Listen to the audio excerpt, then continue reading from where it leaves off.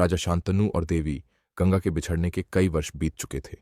गंगा पुत्र देवव्रत अब एक तेजस्वी, बुद्धिमान और पराक्रमी युवक बन चुका था।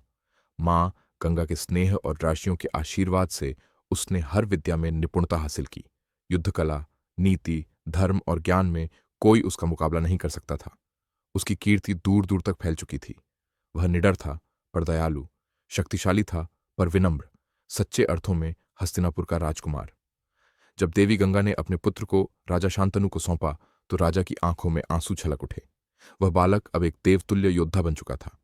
पूरा हस्तिनापुर खुशियों से झूम उठा, क्योंकि उन्हें ऐसा उत्तराधिकारी मिला था जो कुरुवंश का गौरव सदा बनाए रखेगा। पर नियति को अभी उनकी परीक्षा लेनी थी।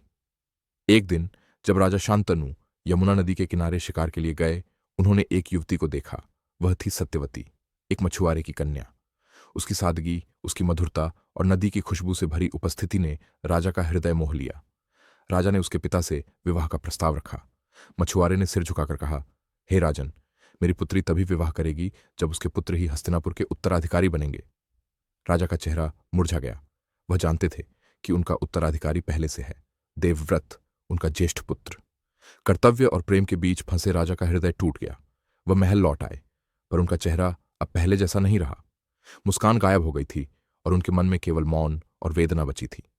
राजकुमार देवव्रत ने पिता के इस दुख को महसूस किया। उन्होंने एक विश्वस्त मंत्री से सारा कारण जाना और बिना देर किए मछुआरे के झोपड़े की ओर चल पड़े। नदी किनारे पहुंचकर उन्होंने मछुआरे को सम्मानपूर्वक कहा, तुम्हारी इच्छा पूरी होगी। मैं देवव्रत अपने राज सिंहासन के अधिकार का त्याग करता हूं। सत्यवती के पुत्र ही राजा बनेंगे। मछुआरा भावुक हो गया, पर उसने संकोच से कहा, हे राजकुमार, क्षमा करें, पर यदि भविष्य में आपके पुत्र सिंहासन मांग लें तो। तभी देवव्रत ने शांत किंतु गगनभेदी स्वर में कहा, मैं प्रतिज्ञा करता हूं, मैं जीवन भर विवाह नहीं करूंगा। मैं सदैव ब्रह्मचारी रहूंगा, ताकि मुझसे कोई संतान न हो और कोई मेरे वंशज कभी सिंहासन का दावा न करे। धरती कांप उठी, आसमान में बिजली चमकी, देवताओं ने पुष्प वर्षा की और आकाश से एक दिव्य आवाज गूंजी, आज से तुम भीष्म कहलाओगे, क्योंकि तुमने एक भयंकर प्रतिज्ञा ली है। जब देवव्रत लौटकर हस्तिनापुर पहुंचे तो राजा शांतनु की आंखों में गर्व और वेदना दोनों थे। उन्होंने अपने पुत्र को गले लगाया और कांपती आवाज में कहा, पुत्र, ऐसा पुत्र किसी पिता को नहीं मिला। तुमने मेरे सुख के लिए सब कुछ त्याग दिया।